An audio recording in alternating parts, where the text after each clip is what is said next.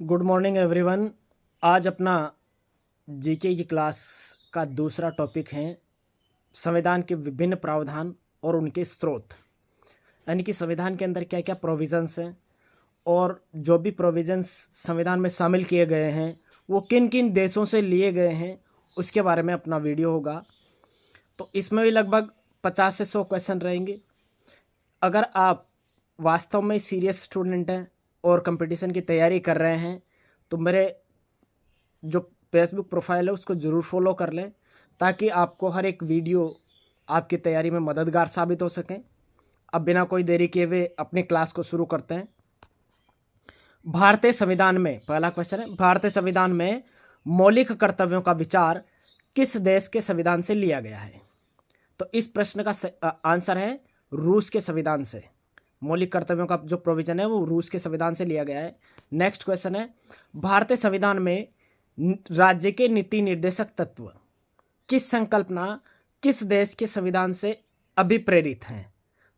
तो मौलिक कर्तव्य ये है नीति निर्देशक तत्व वो कहाँ से लिए गए हैं? तो इस प्रश्न का सही आंसर है आयरलैंड।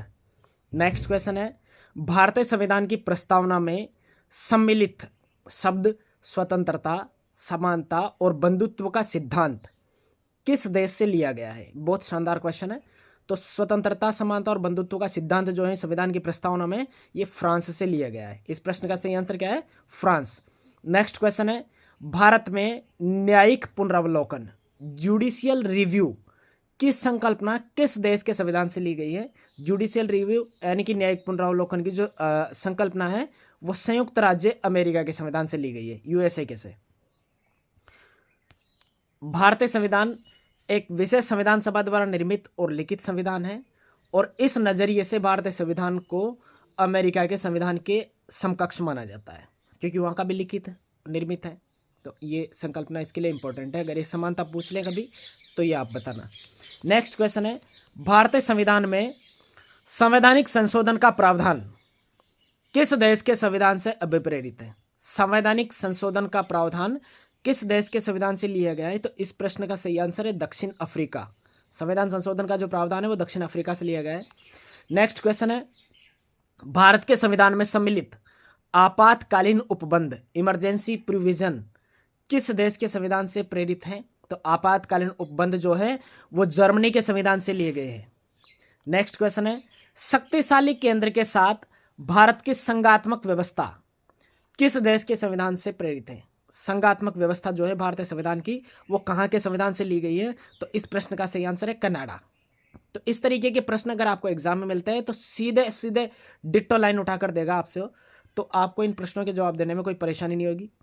नेक्स्ट क्वेश्चन है, भारत के संविधान में सम्मिलित समवर्ती सूची किस देश से ली गई है? समवर्ती सूची का जो प्रावधान है, सूचियां 3 होती है, तो समवर्ती सूची जो है वो कहाँ से ली गई है? तो इसका आंसर है ऑस्ट्रेलिया के संविधान से। नेक्स्ट क्वेश्चन है, भारत के संविधान में निहित विधि द्वारा स्थापित प्रक्रिया किस देश के संविधान से ग्रहण की गई है? विधि द्वारा स्थापित प्रक्रिया, प्रोसेस एस्टैब्लिश्ड बाय लॉ, किस देश के संविधान से ग्रहण की गई है? तो इस प्रश्न का सही आंसर है जापान। विधि द्वारा स्थापित प्रक्रिया जापान से ली गई है। नेक्स्ट क्वेश्चन है, भारतीय संविधान की प्रस्तावना में सामाजिक, आर्थिक और राजनीतिक न्याय का आदर्श का प्रावधान किस देश के संविधान से लिया गया है? सामाजिक, आर्थिक और राजनीतिक न्याय का जो प्रोविजन है वो किस देश के संविधान से लिया गया है? तो इस प्रश्न का सही आंसर है रूस। नेक्स्ट क्वेश्चन है, भारतीय संविधान में संसदीय विशेषाधिकार पार्लियामेंट्री प्रिविलेज, संसदीय विशेषाधिकार किस संकल्पना किस देश के संविधान पर आधारित है? तो संसदीय विशेषाधिकार की संकल्पना ब्रिटेन के जो संविधान है उस पर आधारित है। अब एक और चीज आपको ध्यान रखनी है, वो है भारत के संविधान में विधि निर्माण की जो प्रोसेस है, प्रक्रिया है, वो तो ब्रिटेन से ली गई है और विधि द्वारा स्थापित प्रक्रिया जो है वो जापान से ली गई है। विधि निर्माण की प्रक्रिया तो ब्रिटेन से और विधि द्वारा स्थापित प्रक्रिया जापान से ली गई है। नेक्स्ट क्वेश्चन है, भारत के संविधान में सम्मिलित मूल अधिकार किस देश के संवैधानिक प्रावधानों से प्रेरित है? मूल अधिकार की जो संकल्पना है वो संयुक्त राज्य अमेरिका के संविधान से प्रेरित है। अब मैं आपको एक चार्ट के हिसाब से समझाने की कोशिश करता हूं। सबसे पहले नंबर पर लेते हैं पर संयुक्त राज्य अमेरिका। कि संयुक्त राज्य अमेरिका के संविधान से भारत के संविधान में किन किन तत्वों को लिया गया है, तो एक साथ ही मैं आपको बता देता हूं। संयुक्त राज्य अमेरिका के संविधान से भारत के संविधान के अंदर प्रस्तावना के जो शब्द हैं, हम भारत के लोग, इसको लिया गया है नंबर 1। नंबर 2 लिया गया है मूल अधिकारों को। नंबर 3 लिया गया है स्वतंत्र न्यायपालिका को। नंबर 4 लिया गया है न्यायिक पुनरावलोकन को। नंबर 5 लिया गया है सर्वोच्च न्यायालय और उच्च न्यायालय के न्यायाधीशों को पद से हटाने का जो तरीका है, उसके लिए प्रोसेस है, उसके लिए उसको लिया गया है। नेक्स्ट है राष्ट्रपति पर महाभियोग की जो प्रक्रिया होती है, उसको लिया गया है। जनहित याचिका को लिया गया है। न्यायिक पुनरावलोकन की जो पूरी प्रणाली है, उसको लिया गया है। उपराष्ट्रपति का जो पद होता है, उसको लिया गया है। और यथोचित विधि प्रक्रिया को लिया गया है। इस प्रकार से 10 जो पॉइंट है, इनको यूएसए के संविधान से भारत के संविधान में एडॉप्ट किया गया है। अगला देश है जैसे ब्रिटेन है। अब ब्रिटेन से किन किन चीज़ों को लिया गया है, तो वो भी मैं आपको बताता हूँ। ब्रिटेन से भारत के संविधान में ली गई चीज़ है नंबर 1 विधि का शासन, ये ब्रिटेन के संविधान से लिया गया है। दूसरा संसदीय शासन प्रणाली, इसको भी ब्रिटेन के संविधान से लिया गया है। तीसरा एकल नागरिकता, एकल नागरिकता को ब्रिटेन के संविधान से लिया गया है। चौथा द्विसदनीय व्यवस्था, इसको भी ब्रिटेन के संविधान से लिया गया है। 5 है विधि निर्माण की जो प्रक्रिया होती है, उसको लिया गया है।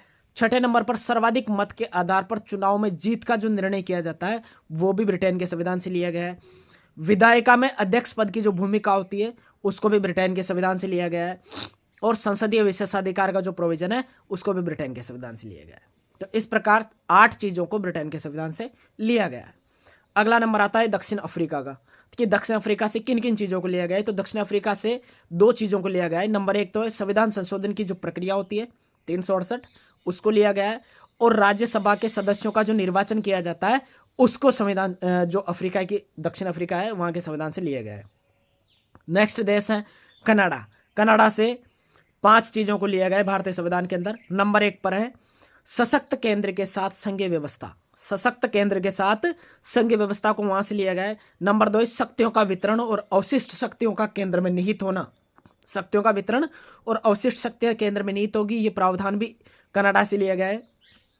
तीसरा है केंद्र द्वारा राज्यों में राज्यपाल की जो नियुक्ति की जाती है, उसको भी कनाडा से लिया गया है।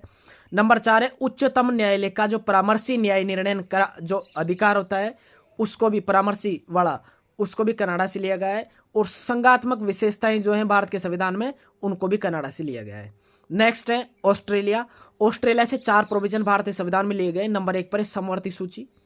नंबर 2 पर है व्यापार वाणिज्य और समागम की स्वतंत्रता संबंधी जो प्रावधान जोड़े गए हैं, उनको। नंबर 3 पर है संसद के दोनों सदनों की संयुक्त बैठक जो है, उसको ऑस्ट्रेलिया से लिया गया है। नंबर 4 है प्रस्तावना की जो भाषा है, उसको भी ऑस्ट्रेलिया से लिया गया है। अगला नंबर आता है आयरलैंड का, कि आयरलैंड के संविधान से भारतीय संविधान में किन किन चीज़ों को लिया गया है। तो आयरलैंड के संविधान से लिया गया है राज्य के नीति निर्देशक तत्वों को, राष्ट्रपति की निर्वाचन पद्धति को, और राज्यसभा में सदस्यों का जो नामांकन होता है, इस प्रोसेस को आयरलैंड के संविधान से लिया गया है। तो आयरलैंड के संविधान से 3 चीज़ों को लिया गया है, यह आपको ध्यान रखना है। नेक्स्ट है फ्रांस।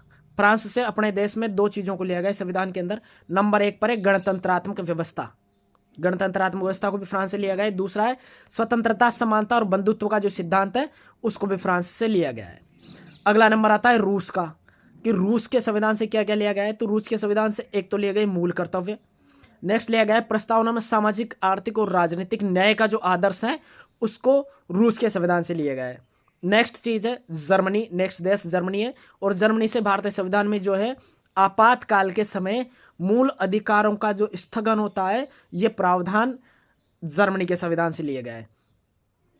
और नेक्स्ट है जापान। जापान के संविधान से जो है विधि द्वारा स्थापित प्रक्रिया है, उसको भारतीय संविधान के अंदर लिया गया है। इस प्रकार से अलग अलग देशों से भारतीय संविधान के अंदर बहुत सारी चीज़ों को शामिल किया गया है, और इन्हीं के चलते भारतीय संविधान को उधार का थैला कहा जाता है। अब उधार का थैले का मतलब क्या हुआ, क्योंकि भारतीय संविधान को तैयार करने के लिए संवैधानिक जो रचनाकार है, संविधान पर जो काम करने वाले व्यक्ति थे, उनको इतने सारे देशों के संविधानों का अध्ययन करना पड़ा, और उनमें से जो बेस्ट चीज़ें थी उनको निकाल करके उन्होंने भारत के संविधान के अंदर समाहित किया।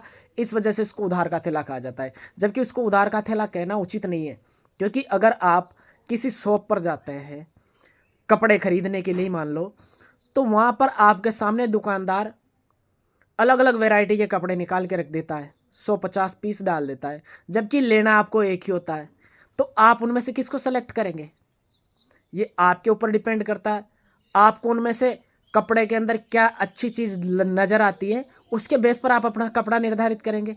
इसी तरीके से जब भारत के संविधान की रचनाकारों को अलग अलग देशों के संविधान को पढ़ने का मौका मिला, तो उनमें से उन्होंने क्या किया? बेस्ट चीज़ को निकाला और बेस्ट चीज़ को उन्होंने भारत के संविधान में डाल दिया।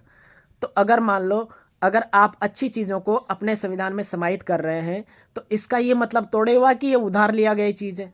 आपने कुछ जांच परख करके कसौटी पर कस के उस चीज़ को अपने संविधान में शामिल किया है, तो उधार का थैला इसको कहना उचित नहीं है। अगर आपसे किसी प्रश्न में लिखित में इस पर अपना राय मांगे, तो आप इसका जवाब जरूर दे सकते हैं, क्योंकि इतनी सारी चीज़ों को जब आप अडॉप्ट करते हैं तो बहुत सारी चीज़ों का आपको ध्यान में रखना पड़ता है कि इसका अपने देश के ऊपर क्या इफेक्ट पड़ेगा। इन चीज़ों को भी अपने दिमाग में रखना जरूरी होता है। तो आज की क्लास में बस इतना ही, इसमें आपका ये टॉपिक ख़त्म होता है। अगर आपको मेरी क्लास और मेरा तरीका पसंद आ रहा है, तो मेरे वीडियोस को ज़्यादा से ज़्यादा लोगों तक पहुंचाएं, ताकि जो तैयारी करने वाले बच्चे हैं उनको इसका फ़ायदा मिल सके। और मेरे फेसबुक को भी ज़रूर फॉलो कर लें, क्योंकि मेरा जो पुराना अकाउंट है फेसबुक का, वो फेसबुक की तरफ से बैन हो गया है 1 महीने के लिए। ना तो मैं उस पर लाइव जा सकता हूँ, ना कोई बड़ा वीडियो डाल सकता हूँ, सिर्फ रील डाल सकता हूँ। इसलिए मैंने उसको उस पर काम करना लगभग ख़त्म सा कर दिया है। 1-2 रील डालता हूँ, क्योंकि रील में अपन एक क्वेश्चन डाल सकते हैं, और एक क्वेश्चन डालते हैं तो उस पर कोई मतलब वाली बात नहीं। इससे तो बेहतर मुझे ये लगा कि कम से कम 40-50 क्वेश्चन या फिर एक टॉपिक पूरा कंप्लीट बता दें, तो बच्चों को इसका फ़ायदा ज़्यादा मिलेगा। आज की क्लास के लिए इतना ही। जय हिंद।